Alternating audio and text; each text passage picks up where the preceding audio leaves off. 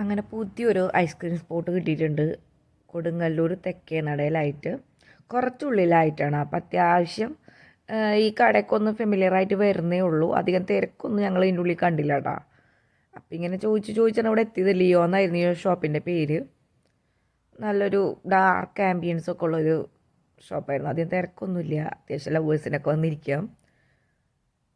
ആരും അങ്ങനെ പെട്ടെന്ന് കണ്ണിപ്പെടുന്നില്ല. അങ്ങനെ എന്ത് കഴിക്കണം എന്നൊരു പ്ലാനൊന്നും ഉണ്ടായിട്ടൊന്നുമല്ല കേട്ടോ വന്നിരുന്നത്. ഉച്ചയായിരുന്നു. നല്ല എന്താ പറയുക, അണച്ചിലുണ്ടായിരുന്നു. എന്തെങ്കിലുമൊക്കെ ഒന്ന് തണുത്തത് കഴിക്കണം എന്നുണ്ടായിരുന്നു. അങ്ങനെ വന്ന് മെനു കാർഡ് നോക്കിയപ്പോൾ ആകെ കണ്ണ് മഞ്ഞളിച്ച് പോയി. എന്താ മേടിക്കേണ്ടതെന്നുള്ള കാര്യത്തിൽ യാതൊരുവിധ അറിവില്ല. അവിടേക്ക് വീണ്ടും കറങ്ങി തിരിഞ്ഞൊരു ഫലൂഡയ്ക്ക് എത്തിയിട്ടുണ്ടായിരുന്നു. അവിടുത്തെ സ്പെഷ്യൽ ഫലൂഡയും പിന്നെ ഒരു ചോക്ലേറ്റിൻ്റെ ഒരു അതിപ്രസരം എന്താ പറയുക, കഴിച്ചിട്ട് നമുക്കങ്ങോട്ട് തീർക്കാൻ പറ്റുന്നുണ്ടായിരുന്നില്ല.